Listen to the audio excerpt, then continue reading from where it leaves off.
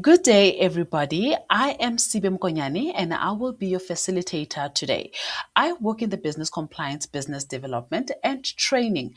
But don't worry, this is not going to be like those 3-hour board meetings, not at all. Today, we are talking about something we all do every single day, which is interpersonal communication. And yes, we all communicate, but the question is, are we communicating effectively? Have you ever sent someone a message and they reply with just a K, and suddenly you start questioning the entire relationship? Or you explained everything very clearly, and for the other person to say, that's not what you said. That is exactly why today's topic is very important. What will you learn in this, learning material? Today, we will look at what interpersonal communication is, the different types of interpersonal communication, why effective communication matters, especially in the workplace and business, how communication affects teamwork, customer relationship, and professional growth. And most importantly, 7 practical ways to master interpersonal communication. By the end of this session, you should be able to listen better, communicate more clearly, handle misunderstanding professionally, and build a stronger relationship. So get comfortable, participate, and ask as many questions as you can right in the comment section. And most importantly, please do not be shy, because today we are not just learning how to talk, we are learning how to make sure people actually understand what we are talking about. Now, let's get started. All right, what is interpersonal communication?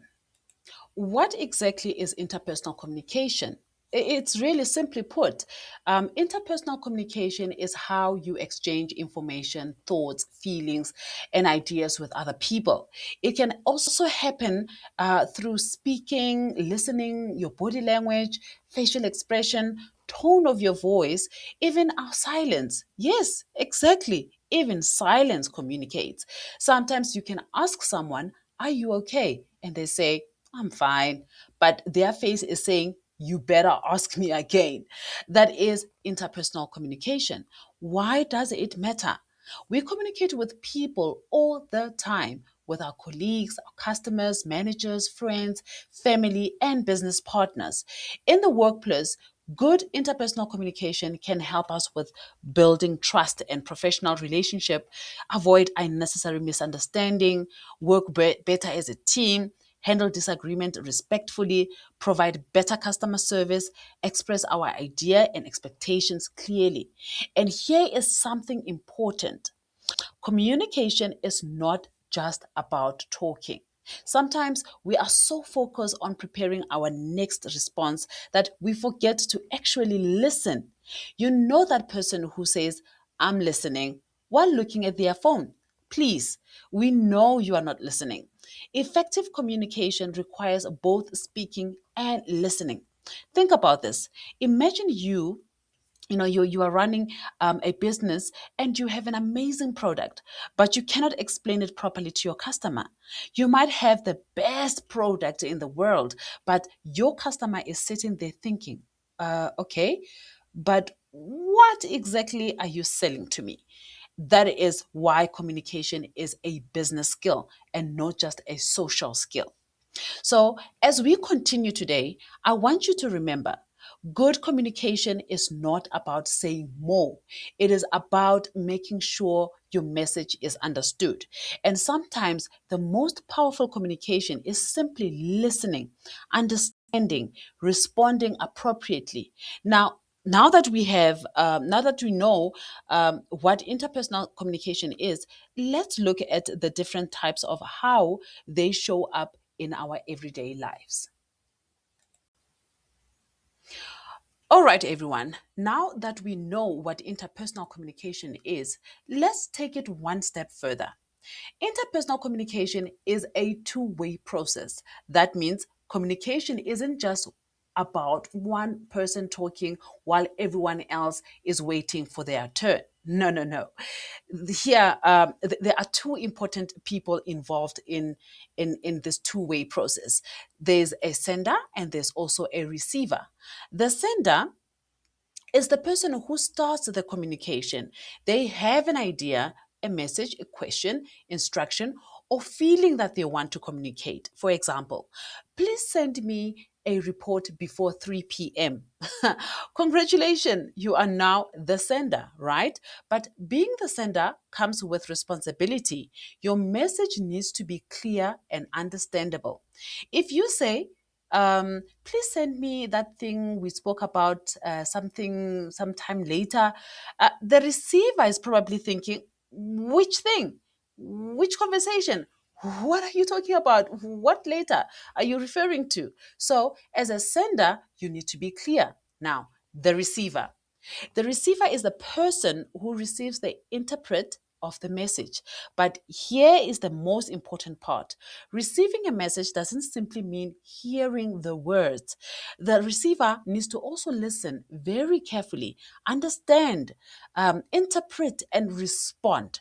For example, if your manager says, please send me the report before 3 p.m., and you respond, sure, I'll send it before 3 p.m. Perfect. Communication has happened because the receiver understood the message and responded accordingly. But if your response is, okay, and then send it at 5 p.m., you just, got into trouble with your manager. And let's hope not. We may have now communicated incorrectly, and then that means that we have a communication problem. Communication goes both ways, like we said earlier. Effective interpersonal communication works like a conversation. Right? No one, not one person, giving a speech. That's a different type of communication. It is communication, but it's a different type of communication. And in this case, we are talking about two-way process, right? Then is sender, message, receiver, feedback, and sender. The receiver provides the feedback, and that feedback helps the sender know whether the message was understood. That's why listening is just as important as speaking, so that when you respond, you don't respond things that are not according to what the question was brought to you or what the request was. Good communication is not, I said it, therefore you understood it, right? Good communication is, I communicated clearly. You understood the message. We confirmed our understanding. So, whether you are speaking to a customer, colleague, manager, employee, or business partner, remember, communication is a two-way street. And if you are the only one talking on that street, you might have a meeting to yourself, now, let's look at something we do every single day, and that is to communicate, right? Whether you realize it or not, we are constantly using interpersonal communication. You don't need a fancy office or a PowerPoint presentation like mine, or a microphone to communicate. Sometimes all you need is just Wi Fi and a little courage. Let's look at some of the most common ways that we communicate. One of them is a face to face communication. It is a classic one, of course. It's a person to person, face to face, as others would like to refer it as. You can see the person's facial expression, body language, and also their reaction. It's also the easiest way to realize that someone is saying, I'm fine, while their face is saying, I am definitely not fine. Face to face communication is especially useful, for important conversations, teamwork, customer interaction, and resolving misunderstandings, right? Second of all, it's a phone call or a video call, right? Sometimes we can't meet the person in person. So we pick up the phone and just, jump in onto a call or a video call. And let's be honest, video calls have taught us, one most important lesson. Check your camera before joining the team, right? We've seen so many embarrassing moments when you switch on your camera, especially during the COVID times. Phone and video calls allow us to communicate with people who may be very far away from us, especially now with the developing world. We are making businesses with people outside the country while we're still having the real time conversation, isn't it? Then we have the third one, which is text, email, or letters. We also communicate through written messages, WhatsApp, emails, letters, and other written communication allow us to share important important information when we don't need an immediate face-to-face conversation, but we need to be also careful with texting. You can type okay as an OKAY, and then a person can read it as okay with a smile or okay with a frowny face. Okay, so it gives two emotions, same word, but it gives you a complete different feeling, right? I know a lot of us hate, I hate it so much when a person, when you ask somebody is or you talk to somebody and all they say is just okay or just the letter K. You don't even know how to read the emotions in there, but it can make you frustrated or you can be okay with it, just depending on your personality, of course. That's why when it comes to written communication, we need to be clear and professional, especially in the business world, right? Number four, it's social media. Oh, one of the you know platforms that can build or break you. Social media has completely changed how we communicate. We can share information, respond to customers, promote businesses, network and connect with people around the entire world. But remember, once you post something online, you should think carefully about it, and you need to check how it represents you as a person or as a business. Your social media communication is part of your professional image, all right, which is very important, and people don't take that into account or don't take it very serious. Number five, it's meetings and discussions in groups. So finally, we have a meeting and a group discussion. This is where several people come together to exchange ideas, solve problems, make decisions, and share information. And remember, a good meeting is not one where one person talks for 45 minutes like I'm doing right now, but this is training. This is something else. You understand? It's pre-recorded, so I have to talk throughout, right? And whenever you have a chance to listen, you can always listen and pause and so on. So this is beside the point. Okay. So you don't have to talk for 45 to an hour, 45 minutes to an hour, and everyone else is silent and checking the time all the time. Good groups communication means everyone gets an opportunity to listen, contribute, ask questions, and provide feedback. Like right now, at the beginning of my video, I did say that should you have any useful comments or anything that you want to ask, you can use our a comment section below. So a big takeaway on this whole section is, so whether you are speaking face to face or making that phone call or sending an email, posting or on social media or participating in a meeting, you are communicating informally, formally, but it is a communication. The important question is not simply I am communicating, it's I am communicating effectively. And that's exactly what we are going to explore as we continue in today's training. Type of interpersonal communication. All right, let's talk about our very first type of interpersonal communication, which is the dynamic communication. It simply means that communication is active, changing, influenced by people involved in that situation. In other words, communication is not always the same. The way you speak to your friends is completely different to the way you speak to your manager. For example, one way would be one-on-one communication. So a one-on-one communication happens between two people. For example, you might have a conversation with a colleague, a customer, friend, or a business partner. It allows you to, the both people to ask questions, share ideas, give feedback, understand each other. The key here is actually interaction. One says this, the other one says that, we listen, the other one listens as well. So it's not about I talk, you listen, goodbye. No, it's definitely not about that. It's I talk, you respond, I listen, you respond. That's what makes it effective interpersonal communication. Another one that we're going to look at is a communication between a manager and an employee. right? Another important example is coming between a manager and an employee. This can include giving instructions, setting expectations, providing feedback, discussing performance, solving problems, or recognizing good work. For example, instead of a manager saying, your work is not good at all. Effective communication would rather be, let's look at this together and identify where we can improve. See the difference? It's the same concern, but a much better constructive approach. Good manager employee communication should be encouraging. It needs to there needs to be some clarity, respect, feedback, and understanding. Now remember, dynamic communication is about interaction and adjustment. You need to consider who you are speaking to, what you're communicating, how you are communicating it, and how the other person responds. Because communication isn't just about getting your message out. It's about making sure that the message gets through, is understood. All right. And remember, a good communicator knows when to speak.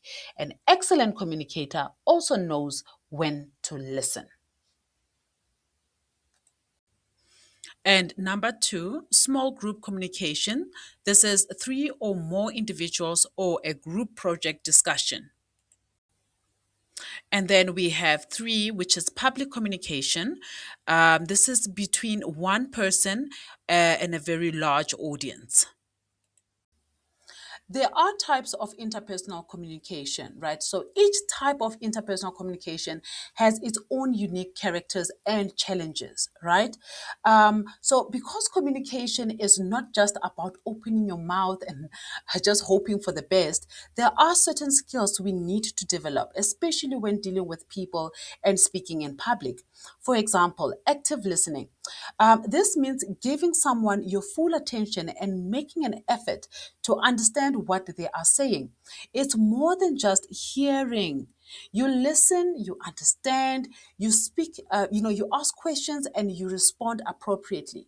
For example, someone is explaining a problem to you, and instead of preparing your response while they are still talking, you actually listen, because sometimes we are not listening. We're just waiting for our turn to speak. Good communication starts with good listening. Okay, now we dive into empathy. Empathy means trying to understand another person's feelings, perspective, and or experience. Okay, it doesn't necessarily mean that you agree with them. It means that you make an effort to understand where they are coming from. For example, instead of saying you are overreacting, you could say something like, I understand that this situation is frustrating. Let's see how we can resolve it. That small change can make a huge difference. Empathy helps us build trust, respect, and it creates that stronger relationship. Yes. And now, for public speaking, when speaking to a large audience, two important skills you need here, which are confidence and clarity. Confidence helps you communicate your message with assurance and credibility. And confidence doesn't always mean you know everything. No, no, no, no. Sometimes confidence is simply saying, I don't know the answer right now, but I will find out. That's much better than confidently giving an answer that makes absolutely no sense. Confidence can also be, developed through preparation, practice, and also experience. On clarity, meaning making sure that your message is easy and is easy to understand. Avoid unnecessary complication or complicating words when a simple word will do. For example, instead of saying, we need to facilitate the optimization of our operational methodology, you just say, we need to improve how we work. It's simple, isn't it? Instead of using this huge, complicated jargons, just go with a simple, everyday conversational, communication. Simple, clear, and everyone can understand it. Now, remember, active listening helps us understand others. Empathy help us, connect with others. Confidence also helps us communicate with assurance. Clarity helps people to understand our message. Now, when you put these skills together and you become, you will then eventually become a much more effective communicator where you are speaking to one person or 1,000 people. Okay. All right. Importance of interpersonal communication. So, the importance of interpersonal communication. These, once you mastered all of those types of communication, you will then be able to create a stronger relationship with your colleagues, with your manager, as well as your business partners. You will, because now you are able to communicate, you are able to reach, goals that you set for yourself, because the message is very, very clear. And that will also advance your career. So these are the effective interpersonal communication, what they can actually do or how they can impact your life. They can improve relationships and build trust. They can increase productivity and efficiency. It enhances the creativity and also the innovation. It resolves conflicts and improves decision making. It boosts your confidence and self-esteem.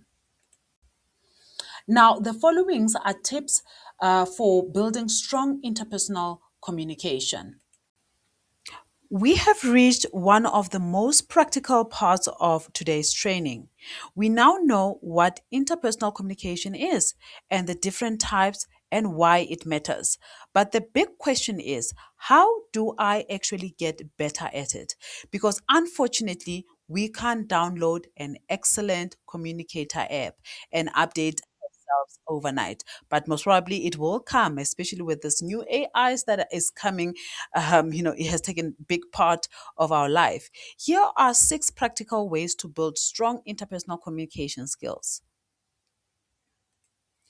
The first one is figure out your goals. Before you communicate, ask yourself, what do I want to achieve with this conversation?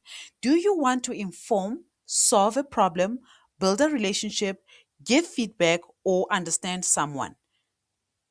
Having a clear goal helps you communicate with purpose. Secondly, practice active listening. Don't just listen to respond, listen to understand. Put your phone down, maintain attention, ask questions, and make sure you understand the other person's message. Remember, your ears are there for a reason. Thirdly, be open minded. Everyone has different experience, opinion, perspective. Being open minded means being willing to listen, learn, and consider another person's point of view, even when you don't agree. You don't always have to agree with someone to respect them. Number 4, observe effective communicators. Pay attention to people who communicate well. Look at how they speak, listen, explain ideas, handle difficult conversations, and engage with others. Then ask yourself, what can I learn from this person? And number 5, ask for feedback. Sometimes we don't realize how we communicate until someone points it out. Ask a trusted colleague, a manager, a mentor, a friend, how can I improve the way I communicate? Feedback may not always be comfortable, but it can be incredibly valuable. And remember, when someone gives you feedback, don't immediately say, but that's not what I meant. Listen first. Then, number 6, last but not least, number 6, engage in group discussion. Participate in meetings, workshops, team discussions, and community activities. Group discussion gives you opportunities to speak, listen, ask questions, share ideas, and learn more from others. The more you practice, the more comfortable and confident you become. Now, let's close this on a high note. So let's quickly remember our 6 steps. Know your goal, listen actively, stay open minded, observe effective communicators, ask for feedback, participate in group discussion. And here's the most important message I want you to take away today. Great communication is not about being the person who talks the most. It's about being the person who understands, connects, and communicates with a purpose. You don't have to become a perfect communicator overnight. Start with small improvement, practice it consistently, and keep learning. Thank you so much for participating in today's training. I hope you leave this session feeling more confident, more aware, more intentional about how you communicate. And remember, speak with clarity, listen with intention, communicate with empathy, and wherever possible, leave people feel better after speaking to you than they did before. Thank you, everyone, and it has been an absolute pleasure being with you today. Adios, muchachos.